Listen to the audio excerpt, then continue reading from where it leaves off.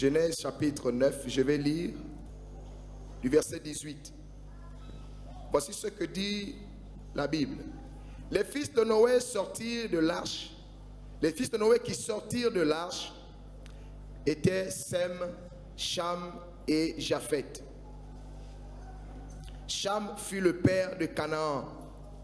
Ce sont là les trois fils de Noé et c'est leur postérité qui peupla toute la terre. Noé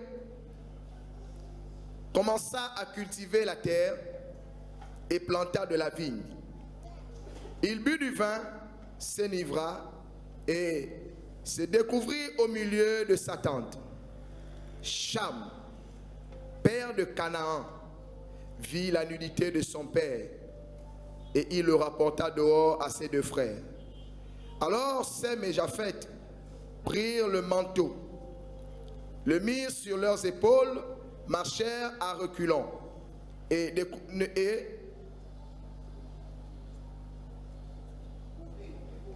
couvrirent la nudité de leur père. Comme leur visage était détourné, ils ne virent point la nudité de leur père. Dis à ton voisin, ne vois pas la nudité de ton père. La Bible dit, lorsque Noé se réveilla de son vin, il apprit ce que lui avait fait son fils cadet. Et il dit, maudit soit Canaan, frère, maudit soit Canaan, qu'il soit l'esclave des esclaves de ses frères. Et il dit encore, béni soit l'Éternel, Dieu de Sem, et que Canaan soit leur esclave. Que Dieu étende les possessions de Japheth, qu'il habite dans les tentes de Sem, et que Canaan soit leur esclave. Amen. Dis encore Amen. Dis encore Amen. Dis que la parole de Dieu soit glorifiée. Assois-toi royalement. La Bible dit, Noé a dit, maudit soit Canaan, qu'il soit l'esclave des esclaves de ses frères. Amen. Dis à ton voisin, ta bénédiction se trouve chez Canaan. Dis encore, ta bénédiction se trouve chez Canaan. Se trouve à Canaan. Amen. Alors, peut-être que certains se sont posé la question de savoir pourquoi Dieu a dit à Abraham, va à Canaan. Amen, amen. Pourquoi Dieu veut que tu ailles à Canaan? Pourquoi Dieu ne t'envoie pas ailleurs? Demande à ton voisin, pourquoi Dieu ne t'envoie pas ailleurs? Pourquoi c'est à Canaan? Amen. Bien aimé, c'est parce que ta part est à Canaan. Et c'est ce que nous allons voir ce matin. Alléluia. Dis avec moi, ma part est à Canaan. Je vais arriver à Canaan. Je suis en train de dire à quelqu'un, si tu n'arrives pas à Canaan, tu n'auras rien. Amen. Nous avons lu ce matin dans Genèse 9. La Bible dit que Noé a maudit Cham. Alléluia. Au verset 22 de Genèse 9, on dit Cham, père de Canaan. Cham est le père de Canaan.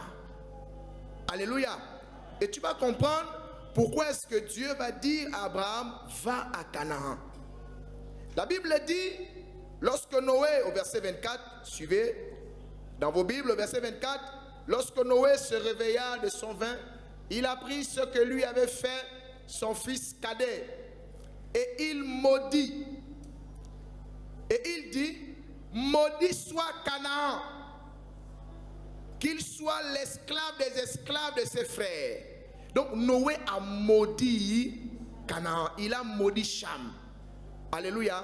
Non seulement il s'appelle Canaan, mais il est le père de la terre de Canaan. Amen. Mais écoutez bien, peut-être par la grâce de Dieu, nous allons enseigner sur la malédiction. Vous savez, quand on vous maudit, on vous rend esclave. Est-ce que vous comprenez? Oui. C'est-à-dire, si tu dis à quelqu'un, sois maudit, en quoi? Amen.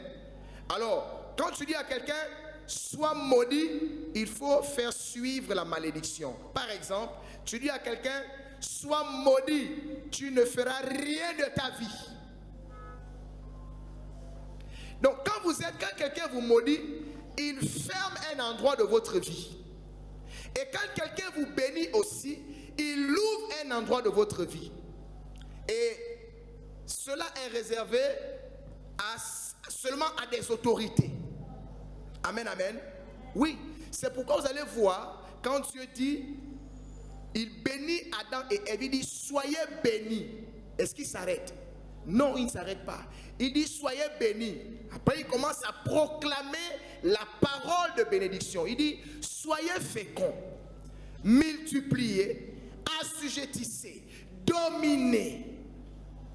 Donc, ça veut dire que la bénédiction est soutenue par les paroles qui ont été prononcées. Il en est ainsi pour la malédiction. Quand quelqu'un te maudit, il fait suivre certaines paroles. Il dit, je te maudis, tu ne feras rien dans ta vie. Je te maudis, tu seras pauvre. Je te maudis, tu vas mourir comme un chien. Je te maudis, tu n'auras pas la joie d'être mère. Donc c'est comme ça, vous pouvez voir, vous êtes nombreux dans la chose de Dieu, mais sauf que on n'a pas les mêmes problèmes. C'est ça ou c'est pas ça? Mais c'est parce que la malédiction de chacun a été accompagnée d'une certaine parole. Dire à quelqu'un, je te maudis, ça ne va rien faire. Alléluia. Hein? Il faut compléter. Et donc, Noé va dire, Cham, Canaan, je te maudis. Je te maudis comment? Je fais de toi l'esclave des esclaves de tes frères. Ça veut dire que les esclaves de tes frères là, toi tu es esclave d'eux. Dis-moi, c'est trop fort. Maintenant vous allez comprendre quelque chose. Quelle est cette malédiction à laquelle Noé a soumis son cadet? Alléluia. Dis encore ma bénédiction. Et à Canaan, ma bénédiction se trouve chez Canaan. Ce n'est pas pour rien que Dieu a dit à Moïse, va à Canaan. Si tu n'arrives pas à Canaan, tu n'auras rien. Allons-y dans Romains. Chapitre 6. Je vais lire rapidement. Au verset 16, il est dit, ne savez-vous pas qu'en vous livrant à quelqu'un comme esclave pour lui obéir? La Bible dit, vous êtes esclave de celui à qui vous obéissez. Soit esclave du péché, donc tu obéis au péché et qui conduit à la mort, soit tu es esclave de l'obéissance à Christ qui conduit à la justice. Donc, dans tous les cas, on est esclave quelque part. C'est pourquoi, si Jésus te libère de l'esclavage des démons, de la puissance des ténèbres, tu es libre. Mais tu es libre comment?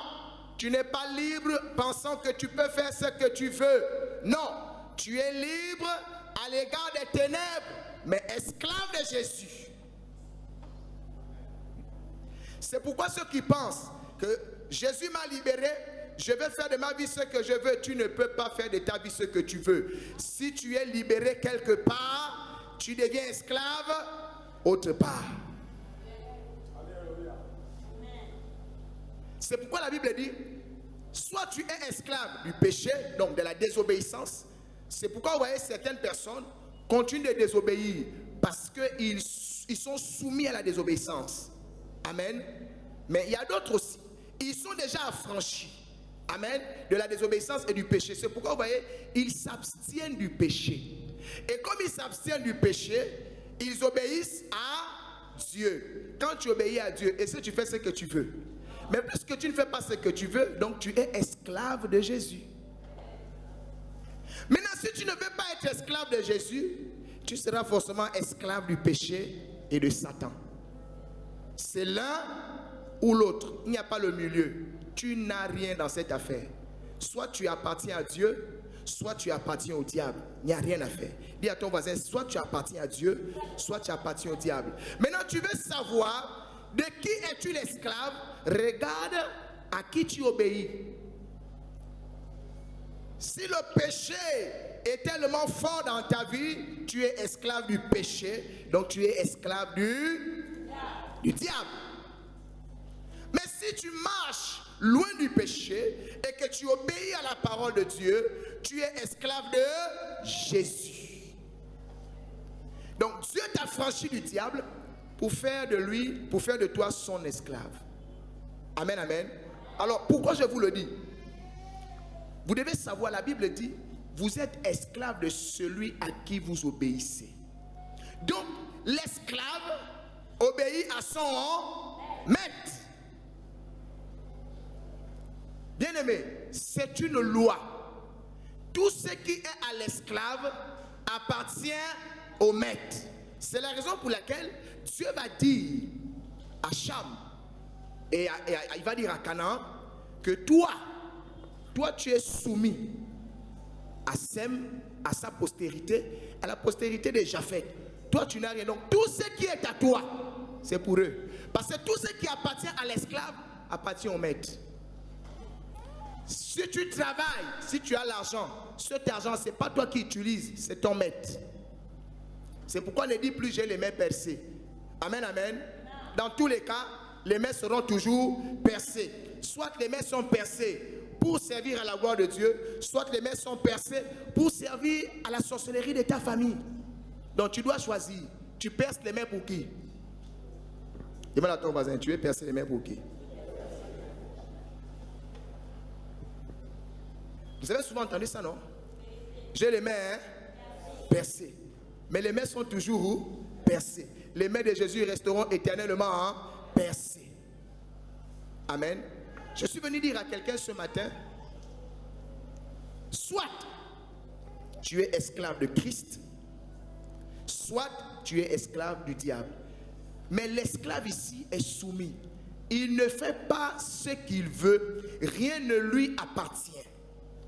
Donc Dieu a placé Canaan afin qu'il travaille pour le compte des enfants de Dieu.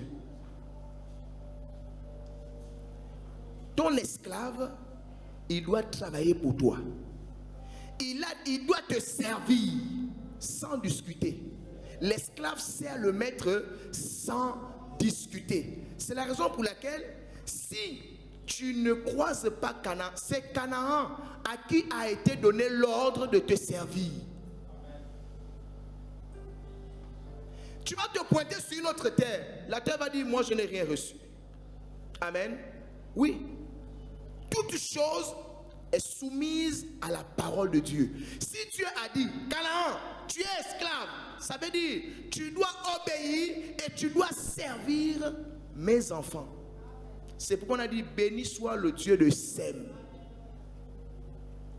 Canaan est là pour te servir. Canaan, s'il a quelque chose, ça t'appartient. Amen, amen. Oui. Écoutez, quand vous voyez, si vous avez, vous devez vider la fosse septique. Amen. Quand la fosse septique est pleine, c'est bien. Ça dérange, non? Il y a quoi? Les odeurs. Bon, maintenant tu es on va dire, bon, je n'ai rien contre les Maliens, mais bon, on sait qu'ils sont spécialistes dans ça. Tu as un Malien là, et tu as ton propre enfant, pour aller vider la fosse. Le Malien. Et c'est moi qui ai parlé. Choisis le Malien. Pourquoi tu n'envoies pas ton enfant? Amen. Bien-aimé, vous devez savoir que Dieu réserve le meilleur pour ses enfants. Alléluia. C'est la raison pour laquelle les bonnes choses que nous voulons, amen, les bonnes choses que nous devons recevoir sont entre les mains des Canaan. Donc toi, ton seul travail, c'est d'arriver à Canaan. Parce que dès que tu arrives à Canaan, Canaan te reconnaît, il sait qu'il doit te servir. C'est la raison pour laquelle, bien aimé, si vous n'êtes pas sur votre Canaan, vous n'aurez rien. La terre là ne vous reconnaît pas. Amen. Chacun ici a son Canaan. Hein? Alléluia. Dis avec moi, j'ai mon Canaan. Dis encore, j'ai mon Canaan. Oui. Et donc le Seigneur m'a dit de vous dire, ta bénédiction se trouve là-bas. Pourquoi? Parce qu'il a été dit à Canaan, on l'a maudit, il doit nous servir. Chose étrange, la Bible dit, c'est là-bas où coule le lait et le miel. Mais on n'a pas besoin de s'inquiéter, il est notre esclave. Si j'apprends que mon esclave a des mines d'or, je m'embrouille, je cours à sa rencontre. Si j'apprends que mon esclave a des puits de pétrole, je continue de travailler là où je suis, je cours à sa rencontre. Il ne peut pas discuter parce que je suis son maître. Quand il te voit, les puits de pétrole te reviennent. C'est ça Dieu. Donc Dieu n'a pas dit à Abraham, va à Canaan, comme si Dieu était en train de réinventer la roue. Non, Canaan, n'est-ce pas, c'est la personne que tu dois rencontrer, qui doit te faire du bien. Il doit faire du bien dans ta vie. Vous savez, il y a des gens, quand tu vas croiser cette personne, bien aimé, c'est là où vous entendez les gens dire, depuis que je l'ai croisé, dit qu'il a croisé son Canaan. Amen. Canaan, c'est celui qui est censé te bénir. Vous savez, il y a des personnes qui vous font le bien sans murmurer, sans parler. Il est content de te faire du bien. Bien aimé, quand tu es esclave, tu n'as pas le droit d'être fâché. L'esclave, quand il a fini de travailler, il prend tout le diamant avec le sourire. Il dit, patron, j'ai amené le diamant, c'est là. Et quand le patron récupère tous les diamants, le patron il dit, c'est bien, tu as bien travaillé. Il dit, ouais. Même s'il n'a rien, il repart. Il va encore travailler, il amène. C'est ça. La vie que vous voyez, c'est comme ça ça fonctionne. Il y a ton Canaan. Tant que tu ne l'as pas croisé, parce qu'il y a Canaan, la terre vivante, l'homme, et il y a Canaan, le lieu de ta bénédiction. Alléluia. Pour que tu comprennes mieux le mot Canaan là, ça veut dire quoi? Il y a Canaan, le lieu de ta bénédiction. C'est pourquoi on dit Cham, le père de Canaan. Donc le père de la terre de Canaan. Mais il y a aussi Cham, Canaan. Amen. Donc il y a des personnes que tu dois rencontrer. La personne là, quand elle va te voir, elle veut seulement te faire du bien. Amen. Oui. C'est pourquoi tu dois prier. Si tu ne croises pas ton Canaan, tu es mort. Amen. Tu es mort. Dis à Dieu, Seigneur, accorde-moi la grâce de croiser mon Canaan, d'arriver à ma terre de Canaan.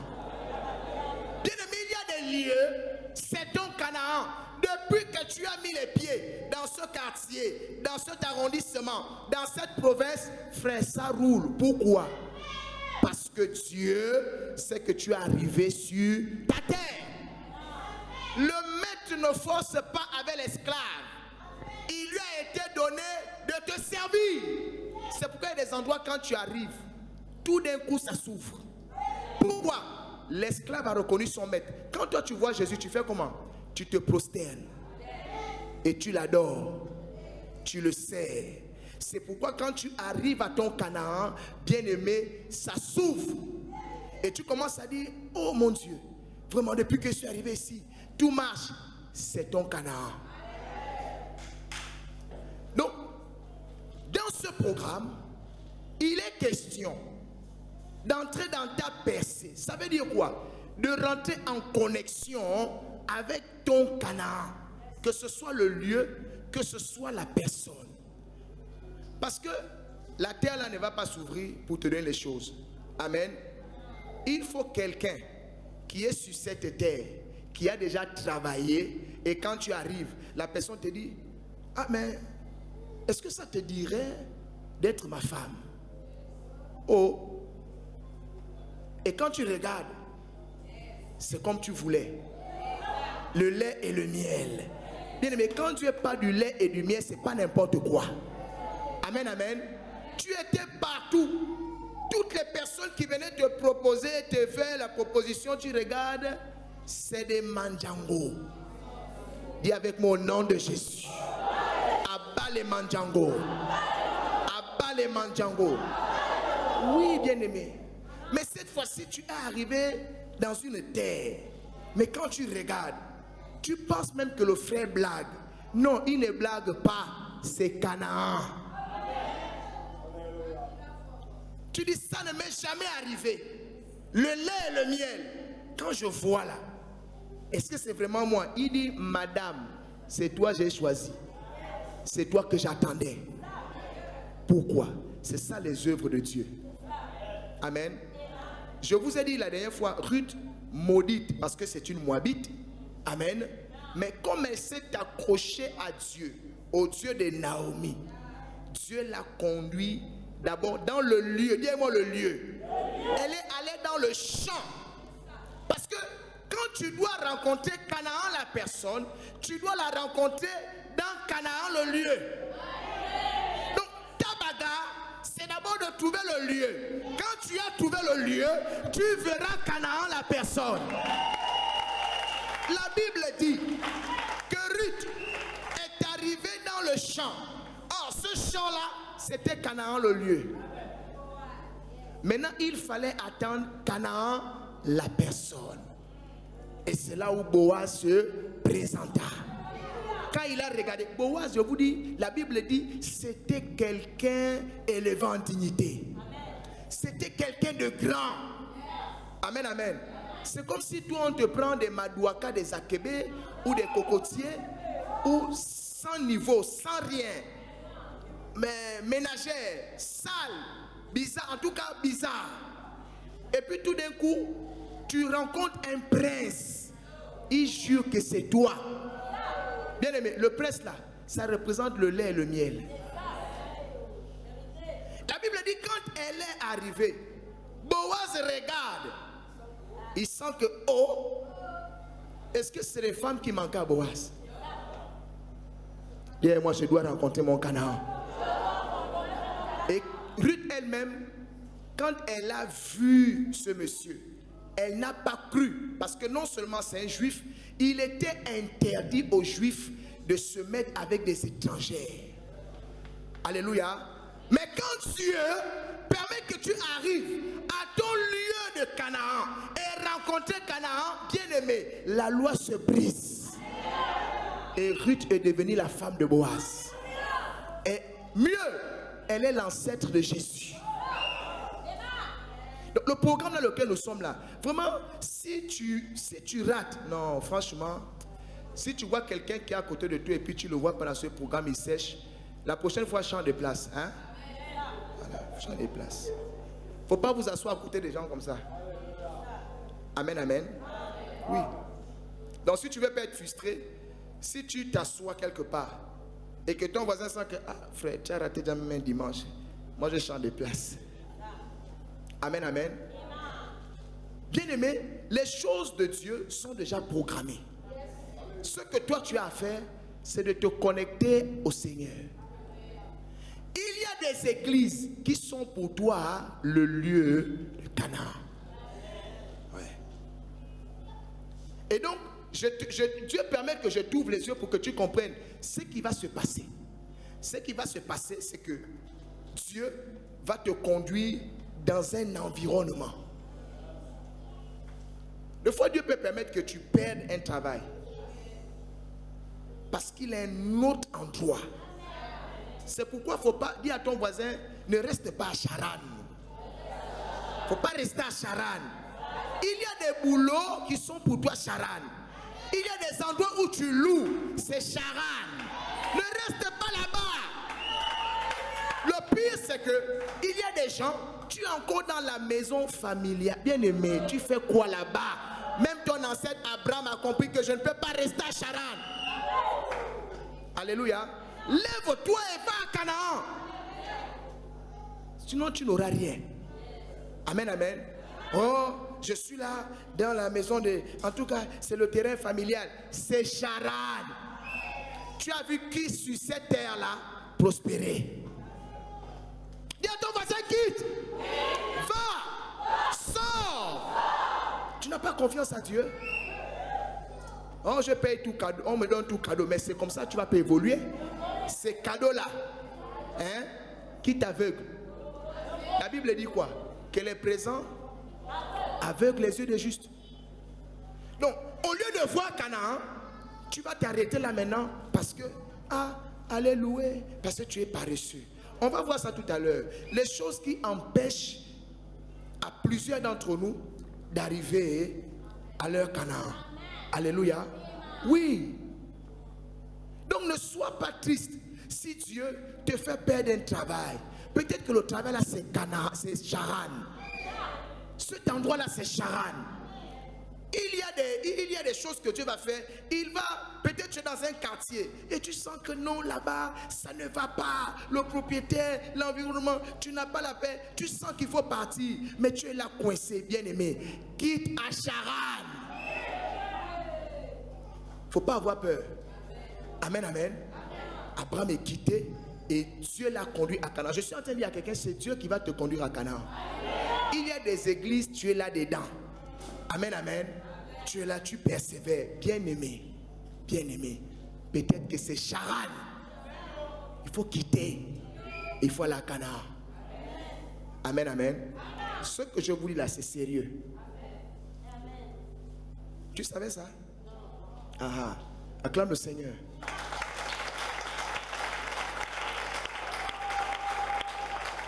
Et donc vous avez compris que Dieu a déjà disposé un Canaan pour quelqu'un.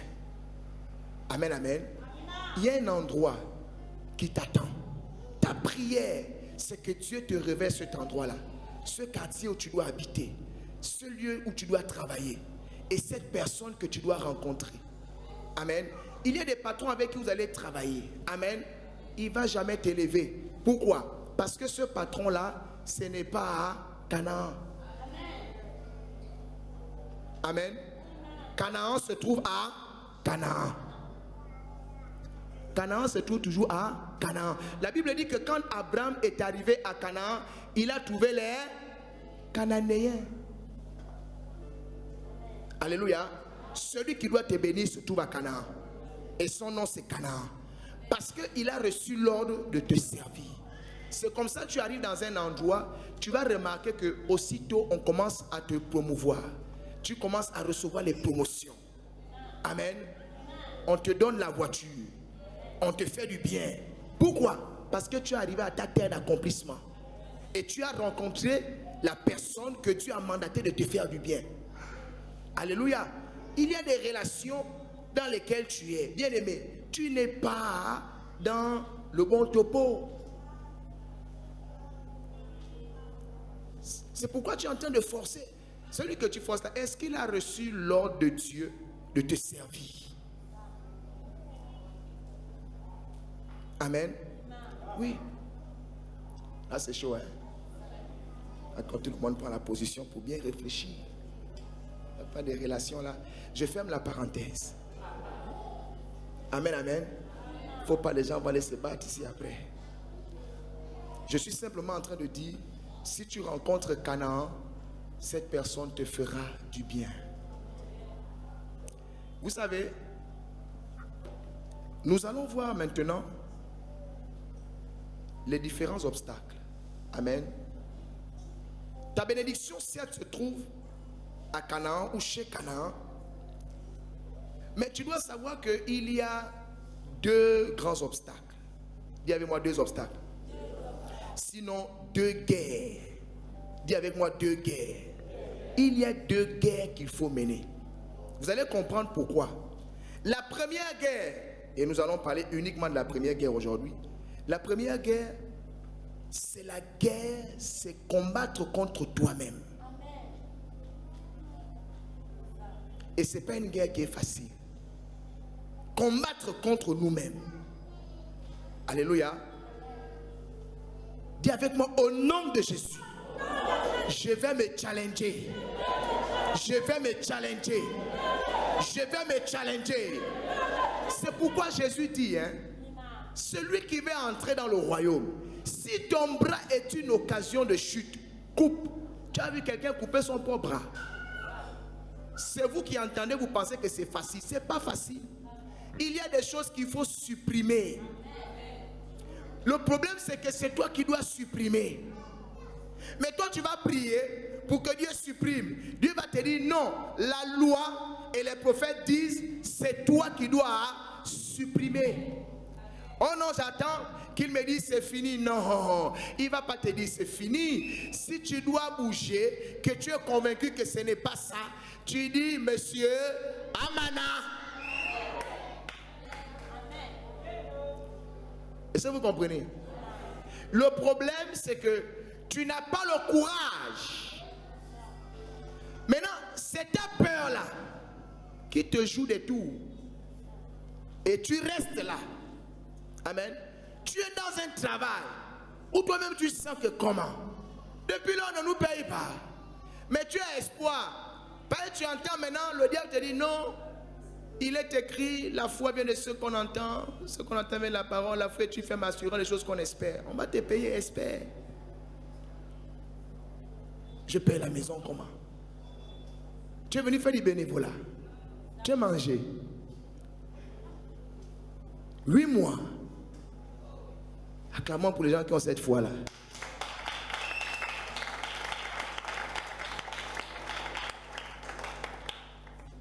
Amen, amen. Oui, il faut prendre le courage. C'est pourquoi Dieu va dire à Josué, fortifie-toi et prends courage.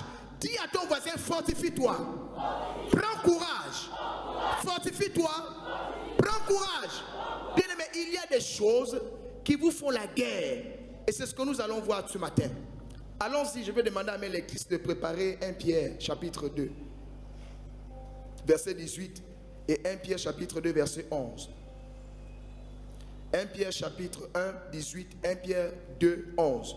1 Pierre 1, 18, 1 Pierre 2, 11. Nous lisons la parole de Dieu dans 1 Pierre 1, verset 18, il est écrit. Oui. Sachant que ce n'est pas par des choses périssables, par de l'argent ou de l'or, que vous avez été rachetés de la vaine manière de vivre que vous aviez hérité de vos pères, mais par le sang précieux de Christ, comme d'un agneau, des faux et sans tache.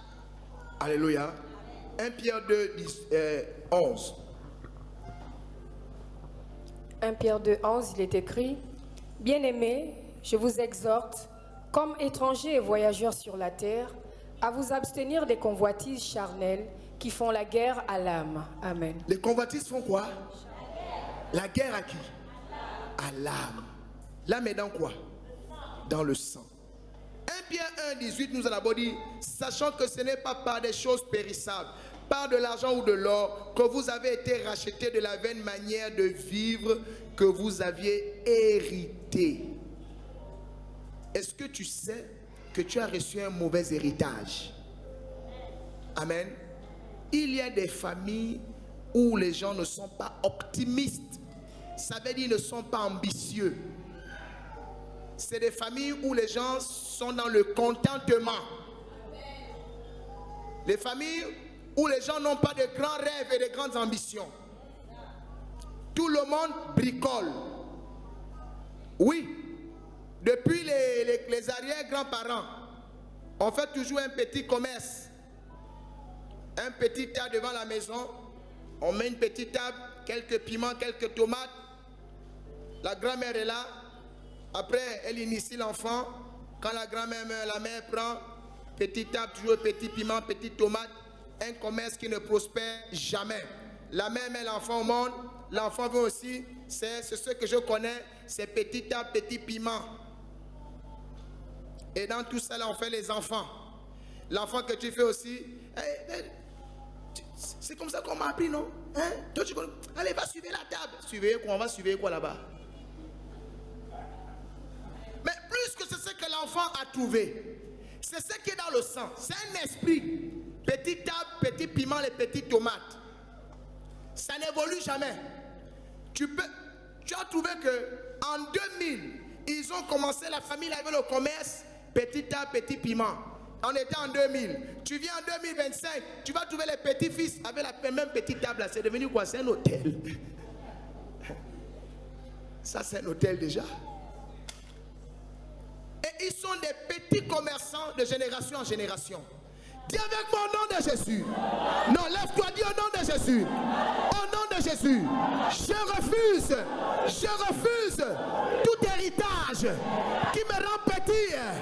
Au nom de Jésus, que les héritages maléfiques de ma famille, je les chasse, je les brise, je tape les mains, je prie. Faut refuser ça. Faut refuser ça. Je refuse les héritages des petitesses. Toujours les petites choses. Les héritages de bassesse. Le grand-père était maçon. De perpétuer. Toi aussi tu viens là-bas maçon. La le petit-fils est là-bas maçon. Les impossibilités. C'est quoi le problème? Dans ma famille. À quand les ingénieurs? Je refuse de perpétuer le cycle de la pauvreté, le cycle de la mendicité, le cycle des échecs, les bricoles, les petits boulots, au moment où tu es en train de prier, le manque de grandeur. Les héritages sont en train de tomber. Les héritages tombent. Les héritages tombent. Je parle à mon âme. Fais tomber les héritages. Je parle à mon sang. De ta famille. Fais tomber. Ce n'est pas de bons héritages. Mauvais caractère. Ce n'est pas de bons héritages. Habitude. Tu dois briser cela. Système. Je brise par le sang de l'agneau. Au nom de Jésus. Au nom de Jésus. Assois-toi royalement. Ça, c'est quel héritage? Depuis pratiquement 4 générations, la table n'a pas évolué. Amen, amen. L'arrière-grand-père, maçon. Le grand-père, maçon. Le fils, le père, maçon. Le fils, maçon. Le petit-fils, maçon. Pourquoi? Parce que quand l'arrière-grand-père va dans son chantier pour aller se faire les briques, il amène son fils. Son fils là qui est le grand-père aussi de quelqu'un. Amen. Quand l'arrière-grand-père meurt, le grand-père devient maçon. Mais lui aussi, il a fait un enfant. Il dit à son enfant, il faut venir apprendre. Amen. Vous savez, si vous ne connaissez pas ces choses, vous allez tourner en rond. La Bible dit, vous connaissez la vérité. Amen, amen. Il y a des manières de faire que vous avez reçues de vos parents qui vous empêchent de rêver et qui vous empêchent d'être des personnes exercées au sacrifice. Tu sais pourquoi? Bien aimé, ce que tu as reçu, c'est ce que tu es. Je n'ai pas vu mon père faire ça. C'est pourquoi quand on venait à l'église, vous allez remarquer maintenant, quand on vous montre maintenant le chemin de la gloire, les programmes de malédiction qui sont dans vos familles là, tu boudes. Mais oui, toi tu n'as jamais, de ta propre vie, tu n'as même jamais sorti, on va dire, 100 000 ou 200 000 pour te faire plaisir à toi-même. Et le jour qu'on te dit de donner 100 000 à Dieu, tu vas dire, mais le pasteur est fou. Dis avec moi, ce n'est pas de ta faute. C'est l'héritage. Or, s'il faut que tu fasses cela pour que ça change, mais pour toi, c'est une folie. Amen, amen. Il y a des gens ici, même j'allais aller au restaurant, dépenser 30 000 pour manger. Il ne peut pas faire ça. Il n'a vu personne dans sa famille faire ça. C'est pourquoi vous qui êtes à l'église, amenez vos enfants au restaurant. Oui. Apprenez vos enfants quand vous faites les sacrifices. Amen, amen. Comme quand on va faire les actions de grâce en fin d'année là. Quand on fait des sacrifices, montrez à vos enfants comment vous faites des dons à Dieu. Des offrandes à Dieu. Amen, amen. Ils regardent. Oh, papa, 1 million pour Dieu. Oui, Dieu est grand. Ouais. Le jour où il sera dans la même condition, dans sa tête, c'est un héritage. Quelqu'un à qui on a appris à sacrifier 1 million, c'est normal. la plupart ici, comme on vient un peu de l'église classique, on était habitué, moi-même, dans l'église de ma maman, là-bas c'est 50 et 25 pour les enfants, pour les adultes 200. En tout cas, quand tu as 200, 500, quand tu as fait fort 1000 francs. Maintenant, ceux qui sont élevés en dignité là peuvent donner 5000, parfois 10 000. Amen, amen. On n'était pas habitué à ça. C'est la raison pour laquelle on n'est pas exercé au sacrifice, donc on n'est pas exercé à la grandeur. Et donc il y a des choses que vous ne pouvez pas accomplir parce que vous devez vous challenger vous-même. Tu veux être la source. Nous avons dit que dans ce programme, Dieu ne veut pas te bénir. Dieu veut faire de toi une source de bénédiction. C'est à partir de toi qu'on doit commencer à compter que oui, dans cette famille, il y a quelqu'un. Après, il y a eu des gens, mais c'est toi qui en es la source. Mais quand tu veux être la source, là, tu dis amen, non? C'est ça ou c'est pas ça? Je déclare que tu dois être la source. Je déclare que tu dois être la source. Bien aimé, tu dois être aussi la première personne à faire ce qu'aucun de ta famille n'a jamais fait. Amen, amen.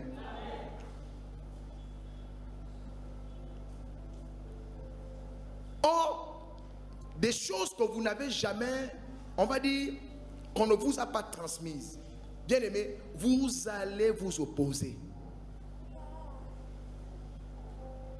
J'ai vu un frère, j'étais avec d'autres personnes au bureau, s'ils se souviennent, il m'a dit, un homme est venu dans son entreprise et cet homme était un entrepreneur. Il avait eu, on va dire, le marché avec son patron. Et puis il a croisé le frère, le bien-aimé. Il a dit au bien-aimé, je vois que tu es pertinent dans ton travail, mais je voulais te confier une part de marché. Est-ce qu'il y a possibilité qu'on fasse alliance, comme tu es déjà de la boîte, n'est-ce pas? Mais dans cette partie, je veux que c'est toi qui gères. Je vais te donner plusieurs millions. En tout cas, ça dépassait une vingtaine de millions, une dizaine de millions. Dites avec moi le programme. Le frère dit non, je vais réfléchir. Après, il part, il prie. Quand il était prié là, vraiment. Il dit il allait prier. Et quand il prie, le gars dit non, non, non. Ça, c'est les choses de la tentation. Ça, c'est la tentation. Ça, c'est le diable. Parce qu'après, s'il y a un problème, après, on va me chercher. Non, non, non, non, non. Il vient me dire ça au bureau. C'est passé avec les frères. Je devais le chasser. Il dit non, toi, ta malédiction, c'est compliqué. Je lui dis, il y avait quel problème? Non, papa, bon, j'ai un peu trouvé ça suspect. Tu trouves quoi suspect? C'est l'héritage. Le sang là ne connaît pas les millions. C'est comme ça, plusieurs vous êtes ici. Quand on vous présente certaines opportunités, le sang ne connaît pas. Quand la bonne personne vient dans ta vie pour te dire, est-ce que tu sais que je t'apprécie? Il ne faut pas me blaguer. Hein? Pourquoi? Parce que toi, tu es habitué que dans votre affaire familiale, hein, cette catégorie-là ne nous drague pas.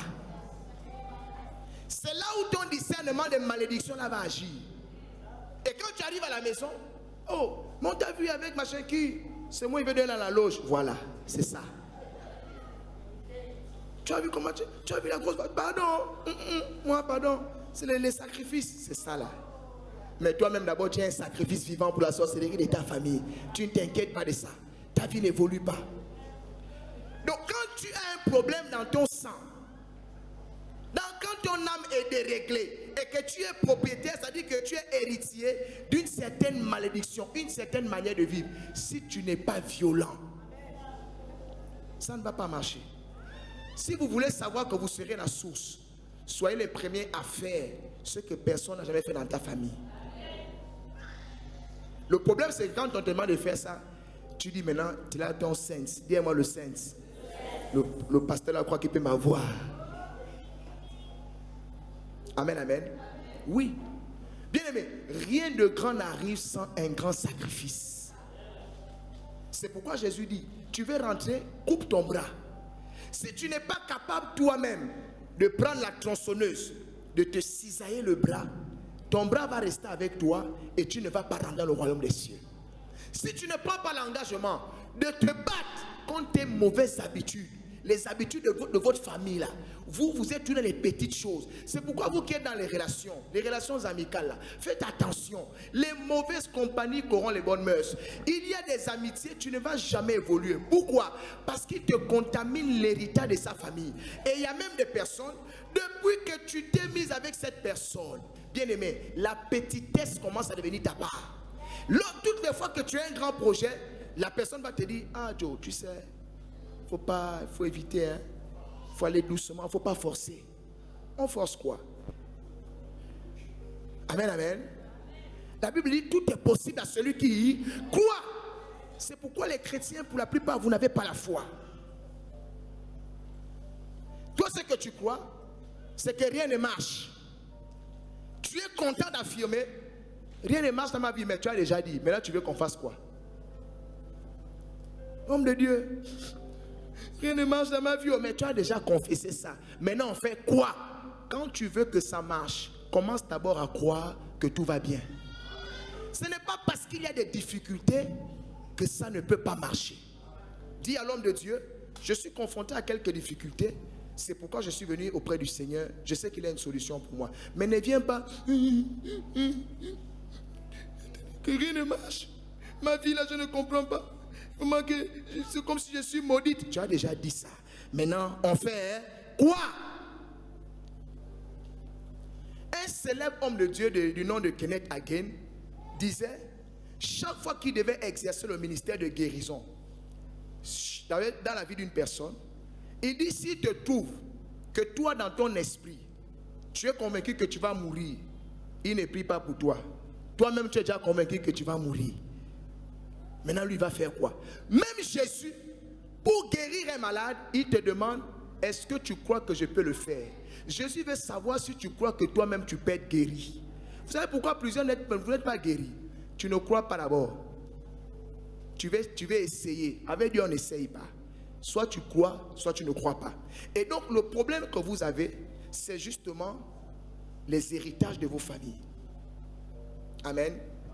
La Bible dit, cette manière qui est en vous là, elle combat, cette manière combat votre âme. Amen. Les mauvaises habitudes, la convoitise. Ces choses-là créent une guerre en vous. Or, c'est votre âme que Dieu veut sauver. Amen. S'il y a des choses qui font la guerre à ton âme, tu dois te lever contre ces choses-là. Ces choses-là ne sont pas hors de toi, ces choses-là sont en toi. C'est pourquoi tu dois te challenger. C'est en toi. Les choses qui combattent ton âme sont en toi. La Bible dit, je souhaite que tu prospères à tous égards, comme prospère l'état de ton âme. Si ton âme ne prospère pas, tu ne prospères pas. Si ton âme ne prospère pas, tu ne prospères pas. Ta prospérité sera en fonction de la prospérité de ton âme. Si tu veux que ton âme prospère, sois prêt à faire des sacrifices. Tu es impoli et tu veux prospérer. Tu as vu qui prospérait avec l'impolitesse? Pour ceux qui connaissent le football, on a vu des grands talents, ça dit s'arrêter à cause de l'impolitesse. Quoi qu'il fût, ça dit talentueux. Ceux qui ont connu un certain Eric Cantona, ce monsieur avait un talent mais vraiment compliqué. Amen. Les Anelka, tout ce monde-là, mais impoli. Ça dit qu'il pouvait aller loin, mais l'impolitesse les a freinés. L'orgueil. Amen. Oui, le mensonge, la paresse. Il y a des gens même, on t'appelle au niveau du boulot, on te propose quelque chose. Bon, je pensais que tu peux devenir contremaître. Ah, monsieur, tu sais, moi je n'ai pas appris. Non, mais tu peux, mais depuis que tu es là, machin, j'ai peur de faire des erreurs. Tu as vu? Tu as vu? Mais vous pensez que les gens qu'on élève là, ça se passe comment? On a pris Joseph de la prison. Il n'a jamais été premier ministre. Amen, amen. Mais Joseph a fait confiance à Dieu. La plupart de ceux qui ne reçoivent rien dans cette affaire, que ce soit la terre de Canaan ou vis-à-vis de Canaan, ta personne, c'est parce que tu as un mauvais programme. tu ne crois pas en Dieu. Si tu es faible, Dieu n'est pas faible. Amen. Oui, si tu es limité, Dieu n'est pas limité. Joseph est devenu premier ministre. Amen. Il quitte d'esclave, de prisonnier à premier ministre. Il aurait pu dire à Pharaon, ah, j'ai interprété le rêve, pas de souci, mais quand tu as géré l'Égypte là, ça c'est trop grand. Hein? Et puis moi j'ai horreur des gens qui parlent, ils mettent la tête à côté. Amen. Donc quand tu viens me voir, ne fais pas ça. Je n'aime pas ça. Quand tu fais ça, déjà, je te disqualifie dans mon esprit. Amen. Maintenant, peut-être tu ne savais pas. Il ne faut pas faire ça. Même quand vous avez des problèmes, restez droit. Même quand c'est difficile, restez serein. Amen, amen. Ce n'est pas parce que tu n'as pas que tu n'auras pas. Alléluia. Les personnes que vous voyez aujourd'hui être élevées en dignité, les personnes que vous voyez aujourd'hui, elles sont assises. Alléluia. Avant d'être assises, elles étaient debout aussi. Mais qu'est-ce qui a fait la différence? C'est leur intérieur, leur caractère, leur nature. C'est pourquoi Dieu veut vous communiquer sa nature. Dieu n'a pas peur. Or, la peur ici, c'est l'héritage de beaucoup d'entre vous. Amen. Vous ne savez pas rêver grand. Vous voulez reproduire ce que vous avez vu dans vos familles. Mais vous avez vu que ça a fait quoi à qui? Plusieurs, tu es ici, tu n'as pas pu apprendre parce que ça n'a pas fonctionné dans la famille. Mais tu veux reproduire le même modèle. Tu veux amener les mêmes habitudes. Les habitudes qui ont fait en sorte que ta grand-mère, ton arrière-grand-mère, tes tantes, on les a chassés du foyer. Tu reprends ça. Dis-moi, toi aussi. Alléluia. Là où j'ai grandi au quartier, à Québécville, on avait un monsieur fort en électricité. Non, le monsieur il était doué. Amen. C'est un grand frère du quartier. Je tiens son nom par discrétion. Il se trouve que pendant qu'il était à la SCG, non, c'est un gars fort, mais il bastonne les chefs.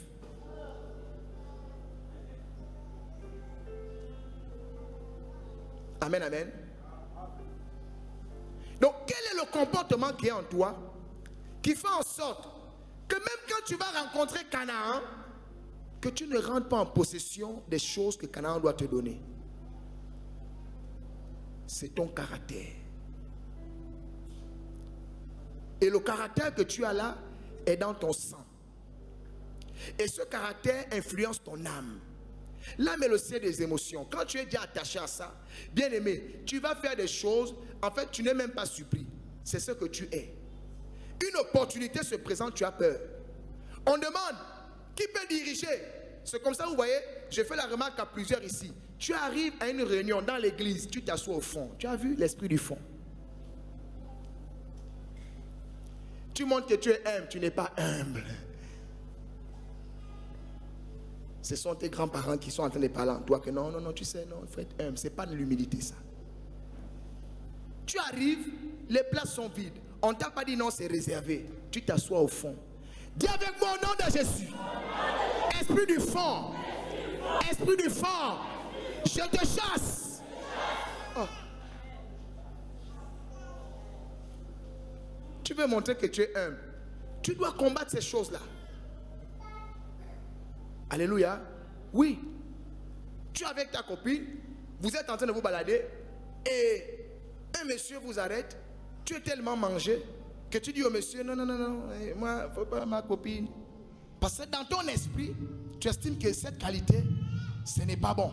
Tu dois laisser à ta copine. Ou si ta copine te dit, non, tu sais, le monsieur là, il peut te faire des choses, machin et tout. Te voici aussi en train de dire, oui, tu as raison, parce que quand même, ils donnent l'argent facilement comme ça. Pourquoi on te donne l'argent facilement? Tu veux qu'on te donne l'argent comment? Canaan donne facilement. L'esclave pour donner au maître, il discute. Amen, amen. Et c'est comme ça plusieurs, vous avez raté des opportunités, pas parce que vous n'avez pas croisé Canaan, pas parce que vous n'êtes pas arrivé sur la terre de Canaan, mais parce que vous n'arrivez pas à vous challenger. On veut te bénir, tu as peur. C'est comme ça les chrétiens que vous êtes. Quand quelqu'un vient dans l'église, il donne au pasteur un humeur. Et le pasteur est franc-maçon. Dis avec moi au nom de Jésus.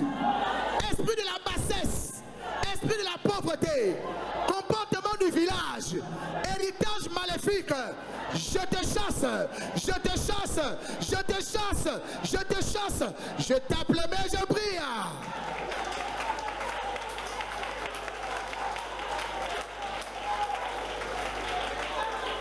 On ne peut pas évoluer avec des personnes qui pensent qu'avoir des grandes choses, c'est dangereux. C'est un mauvais héritage. Il faut te libérer de ça. Tu dois aspirer à la grandeur. Parce que Canaan, c'est l'endroit où coule le lait et le miel. Dans le nom de... Assois-toi réellement. Vous comprenez maintenant pourquoi même l'église a du mal à évoluer. Amen, amen. Oui, tu veux être grand, mais tu as un problème avec l'évolution. Alléluia. Il y a des gens, je suis sûr, quand ils sont rentrés pour la première fois dans cette église, ils étaient très suspicieux.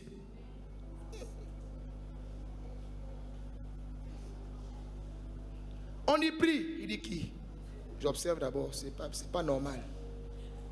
Il est habillé en blanc, il est machin. Tu as vu les programmes de ta famille? Alléluia. Oui. Et donc nous allons prier, bien-aimés. Dis moi je vais prier. Dis encore je vais prier. Dis encore je vais prier. La prochaine fois nous allons voir la guerre extérieure. Mais là il était question de vous instruire sur le fait qu'on peut être dans ce programme de percée. Ta première percée, c'est de te vaincre. Tu dois localiser les habitudes qui sont en toi, qui sont dans ta famille. La colère, le mensonge, la paresse, la convoitise. Ces choses-là font la guerre à ton âme. Je vous disais tout à l'heure que ce qui combat ton âme combat ta vie. Parce que ce que Dieu veut sauver, c'est d'abord l'âme. Amen, amen. Oui, c'est pourquoi la parole de Dieu, quand elle pénètre le cœur de l'homme, elle sépare âme et esprit.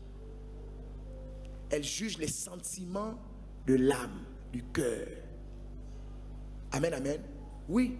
Quand ton âme est sauvée, bien aimé, ça va aller pour toi. L'âme est le ciel des émotions. Tout dépend des émotions, n'est-ce pas? Du caractère qui est en toi. Il y a des gens, ils sont partis de rien. Ils sont devenus quelque chose. Pourquoi? Parce que bien qu'étant dans la précarité, ils ne pensaient pas précaire. Ils ne pensaient pas, c'est-à-dire pauvreté. Dans l'inconfort, ils voyaient grand. Et le jour où l'opportunité se présente, il saisit. Que ce soit avec Dieu, que ce soit avec le diable. De toute façon, il n'y a pas le milieu. Soit c'est comme ça avec Dieu, soit tu fais ça avec le diable. Il faut forcément voir grand. Bien aimé, on ne se lève pas un matin pour devenir franc-maçon. Il ne faut pas croire que sacrifier quelqu'un, c'est donner à tout le monde. La preuve, c'est qu'il y en a, tu es dans l'église, obéir à Dieu, tu ne fais pas. Mais tu obéis à Satan, tu marches dans le péché, ta vie est médiocre. Mais toi, tu critiques ceux qui désobéissent à Dieu en faisant des sacrifices pour devenir des grandes personnes. Mais quand ils te donnent l'argent, quand tu as des problèmes là, tu ne refuses pas. Toi, tu es doublement maudit. Est-ce que vous comprenez? Maintenant, on te dit aussi que Dieu est capable de te mettre au large. Dieu veut sauver nos âmes. Oui, il faut que ton âme soit d'abord sauvée. Il faut que Dieu transforme ton âme. C'est pourquoi il a dit à Abraham, quitte la maison de ton père. Il était en train de dire à Abraham, sépare-toi des habitudes de ton village et de ton sang. Viens et fais alliance avec moi.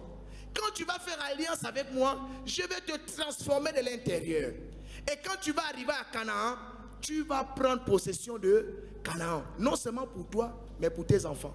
Ce qu'on fait aujourd'hui, vous ne le faites pas seulement pour vous. Ce sont vos enfants comme ça que vous êtes en train d'impacter. Si tu habitues trop ton enfant à la pauvreté, tu crois qu'il va devenir riche? Tu lui parles quel langage? Amen, amen. Oui. Il faut apprendre, il faut que les enfants sachent que c'est normal. L'enfant d'un président, avoir 50 millions, c'est normal. Amen. Tout comme ton enfant, quand il a 200 francs, c'est normal. C'est mal savoir si tu donnes même 200 à l'enfant. Tu amènes l'enfant à l'église, même donne l'offrande les 500, c'est chaud. Mais c'est ce que Dieu veut challenger. Alléluia. C'est ce que Dieu veut changer. Tu te lèves, tu donnes l'offrande, l'enfant est assis. Donc pour lui, l'offrande, ce n'est pas pour lui. C'est ça ou c'est pas ça? Le jour où il va grandir, il va dire, Dieu, mon père ne m'a jamais montré comment on donne l'offrande. Amen. Tout ça, ce sont les héritages. Et nous allons prier ce matin. Il n'y a que toi qui connais ce qu'il y a dans ta famille. C'est l'impolitesse. Il y a des gens, la bouche s'ouvre facilement pour insulter. Des fois même c'est une personne âgée, mais toi tu t'en fous. Tu parles à tout le monde comme tu veux. Tu dis en tout cas moi, quand c'est pour dire la vérité, je dis la vérité, bien aimé. Même dans la vérité là, il faut être sage. Amen, amen. Oui. Il faut être sage. Peut-être que c'est la colère. Il y a des colères que tu vas manifester qui vont te faire perdre des opportunités. Amen. Oui. Si Canaan doit te servir, Canaan sait que quand il vient avec des bonnes choses, toi tu es déjà disposé pour les recevoir. Donc il ne va pas trouver l'obstacle. Amen. C'est pourquoi si tu n'es pas challengé, même quand il viendra, il va dire non, c'est sûr que toi tu n'es pas mon maître. Tu n'es pas ma personne. Tu rencontres un homme, tellement il est bien avec toi, tellement c'est beau. Dis avec moi, c'est le lait et le miel. Amen. Toi-même tu vas gâter à cause de la jalousie effrénée. Tu es sûr qu'il n'y a personne d'autre. Tu es sûr que tu ne me trompes pas. Tu es sûr que tu n'es pas en train de me jouer. Tu es en train de... Tu soupçonnes quoi? C'est Canaan. Mais comme tu as un mauvais comportement, lui-même il va commencer à se demander, ah, il va dire à ces éléments là-bas que moi je ne comprends pas la soeur là. Pauvre, c'est mon conseiller, je suis sincère, mais il est tout le temps en train de me poser des questions, il me soupçonne. C'est comme si... Bon, moi je pense que je vais laisser tomber l'affaire là.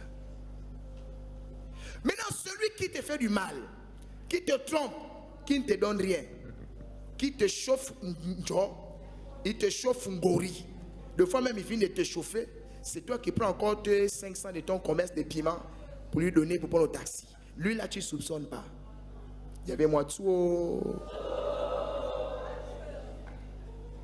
C'est ça le programme de la malédiction familiale. Quand on veut détruire quelqu'un, on met seulement sur ton chemin quelqu'un que toi-même tu valides. Amen, amen. Mais celui qui est bien, non. Alléluia. Non, là tu vas trouver des problèmes. Il est trop gentil. Je n'ai même rien demandé, il me donne. C'est Canaan, maman. Ton problème, c'est ton programme. Alléluia. Tu parles fort. Comme j'ai dit la dernière fois. Tu poignes, tu donnes coup de tête. Ah, moi aussi, pour les femmes qu'on marche dessus. Tu ne me parles pas comme ça. Hein? Ce n'est pas encore de tes petits 50 000, 30 000, il y a même quoi dedans. Tu as trouvé que non, hein, je mendiais. Non, tu ne mendiais pas. Mais aussi, mais quand on regarde aussi là, quand même, c'est. Hein, tu ne mendiais pas, mais hein, tu as les slips percés. Est-ce que vous comprenez? Il ne faut pas aussi faire comme si en fait on ne connaît pas la vérité. Tu n'as rien. Mais comme ce soir devant les gens, on veut montrer qu'on a quelque chose. Ah, tu ne me parles pas comme ça. Hein? Tu ne m'as pas trouvé, je souffrais. On t'a trouvé où? On t'a trouvé où? À la baie des cochons. Qu'il y avait quoi? Alléluia. L'orgueil.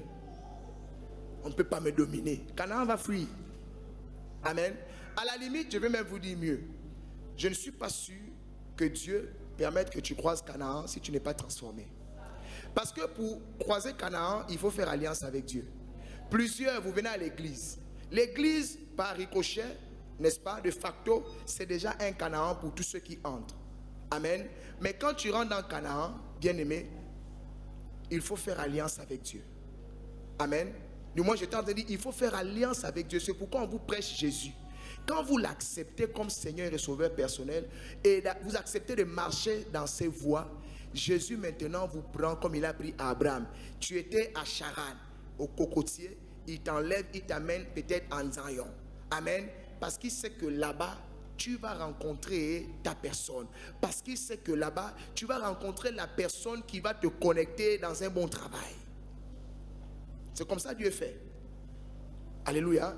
Mais si tu n'acceptes pas Jésus, si tu ne fais pas alliance avec Dieu, si Dieu te parle, il te dit quitte, tu ne veux pas. Quand il a dit à Abraham de quitter là, c'est les comportements, les choses que nous avons reçues de nos familles. Si tu n'abandonnes pas ça, si tu ne brises pas l'orgueil, si tu ne brises pas l'impolitesse, si tu ne brises pas la jalousie, si tu ne brises pas le mensonge, il y a des personnes qui ne tolèrent pas le mensonge. Tu es un bon patron que Dieu a déjà, on va dire, désigné pour te faire du bien. Amen. Il te confie quelque chose. Et puis après, il découvre que non, tu es malhonnête. Mais ce n'est pas de ta faute. Dans votre famille, vous êtes malhonnête. Donc, toi aussi, tu as hérité de la malhonnêteté. On te laisse gérer la caisse. Tu voles les 500 pour aller acheter le lait caillé. Tu perds le travail, tu veux boire le lait caillé. Tu gères des millions. Tu voles 500 pour aller manger le tchèp. Ça, c'est un esprit de pauvreté extrême. Sois intègre. Si tu voles, vole tout. Sois un bon voleur. Voler plusieurs millions, voler 1500 pour manger le tchèp, c'est voler. Quand on vous juge là, c'est la même peine. Mais tellement la malédiction est là, toi c'est 1500 pour aller manger le tchèp. Et quand on vient même faire les comptes, on fait l'inventaire. Oh, c'est comment? Il manque 4500 là. Quand on regarde, mais oui, hier il manquait 1500. Aujourd'hui encore, tu as fait quoi? Bon, en fait, je n'ai pas pris beaucoup. Non, c'est pas tu n'as pas pris beaucoup. Et tu as le droit de prendre. Bon, normalement, je voulais rembourser. Non, c'est pas rembourser. Est-ce que tu as le droit de prendre? Tu es un voleur. Tu es une voleuse. Et tu as fait quoi? Pour aller manger le tchèp. Tu perds le travail pour le tchèp. Si tu voles, vole tout. Amen. Et puis, si on t'attrape, sois un voleur fier. Vous savez, moi, si je suis juge, on me dit ce monsieur a volé plusieurs milliards. Amen, amen. Je vais dire, laissez-moi gérer son procès. On va faire un procès à huis clos. Oh, monsieur peut changer ma vie. Ce n'est plus un voleur. Il devient un Canaan. On acclame le Seigneur.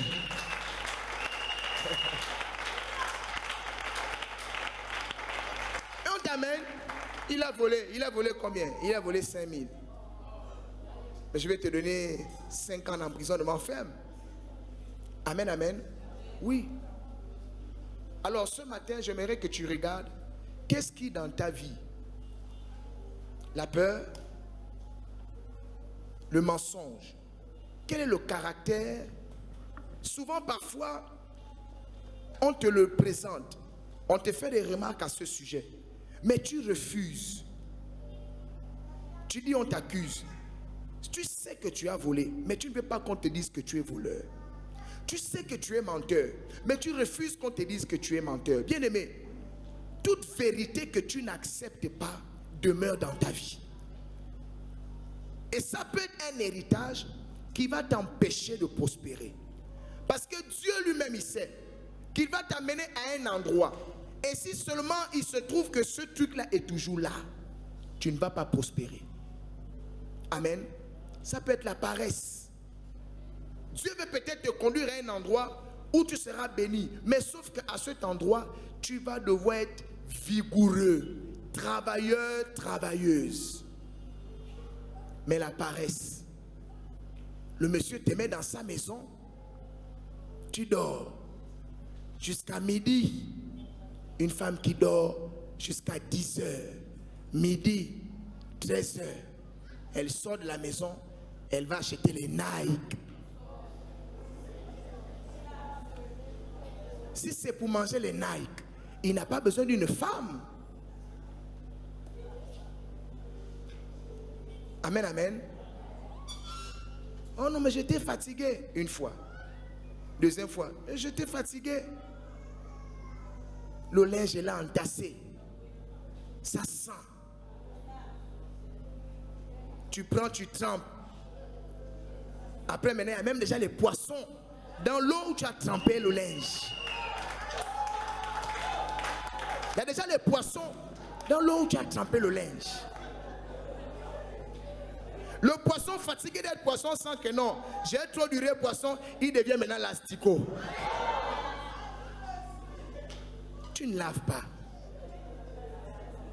Alléluia. Et quand le monsieur te dit, sors, tu dis la malédiction de ma famille. Mais parce que tu ne t'es pas levé. Amen, amen. Tu ne rencontreras pas Canaan, bien aimé, si tu ne te challenges pas. C'est pourquoi moi je n'ai pas pitié de ceux qui jouent aux victimes. Je n'ai pas pitié. Moi j'ai plus pitié des gens. À la limite, même quand je vois quelqu'un jouer aux pitié, je dis que toi tu es responsable de ta propre vie. Ceux qui veulent que les choses changent, ils prennent l'allure d'un conquérant, d'un commando. Quand tu n'es pas d'accord avec une chose, change-la. Bien aimé, si vous êtes venu ici, c'est pour écouter la vérité. Vous n'êtes pas sûr que vous êtes là parce qu'on vous impose, c'est parce que vous acceptez.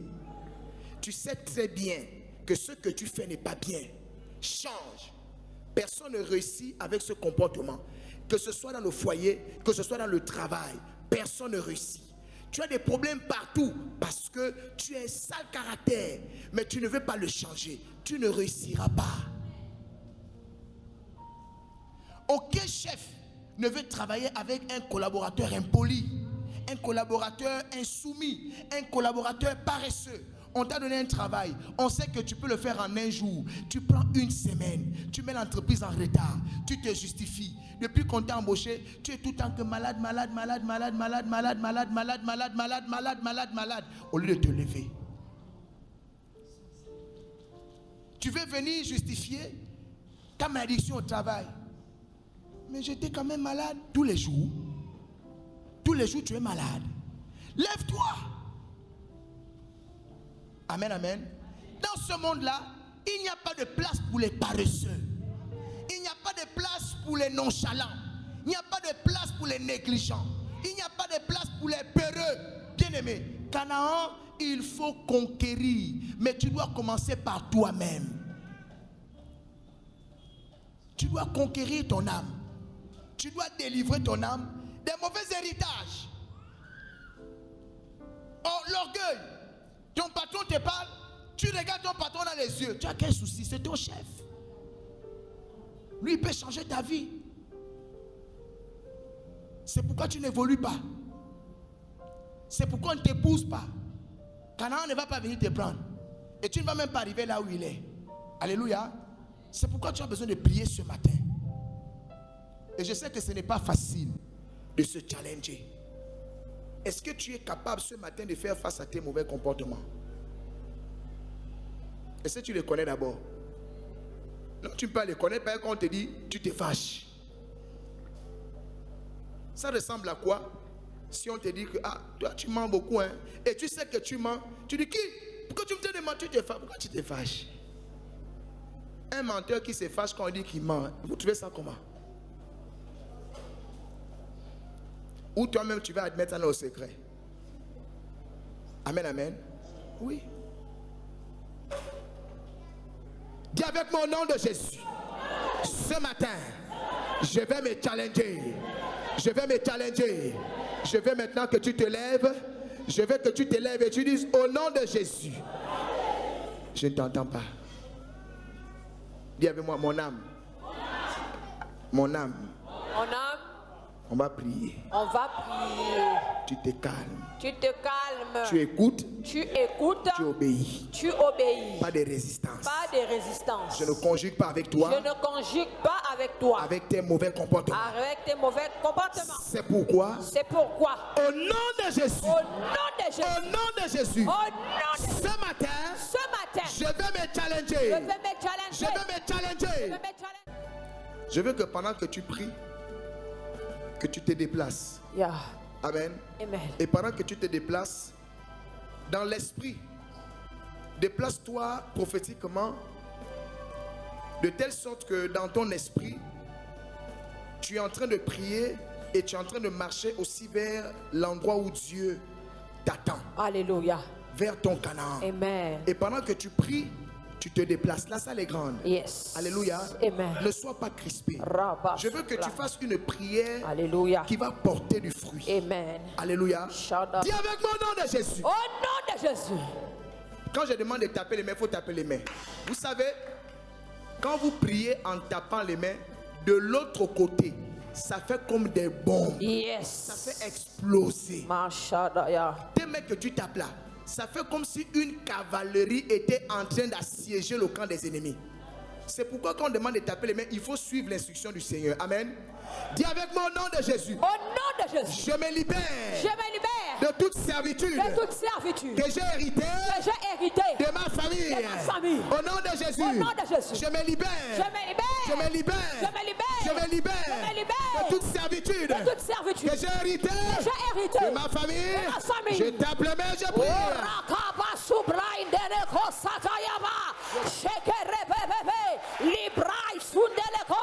Dans le nom de Jésus, ce matin, je déclare et je décrète que je me libère de toute servitude que j'ai hérité de ma famille, côté maternel, au nom de Jésus. Je refuse de me relier à la malédiction de ma famille. Au nom de Jésus, je me sépare des œuvres de la sorcellerie Je me familiale, libère côté paternel, de tout côté héritage maternel. maléfique Je me libère des de ma héritages famille. maléfiques de ma famille. Au nom de Jésus. Los Les héritages de veuvage, les héritages de divorce, les héritages de pauvreté, les héritages de la maladie. Au nom de Jésus. Les héritages de limitation, les héritages de blocage, les héritages des échecs. Au nom de Jésus.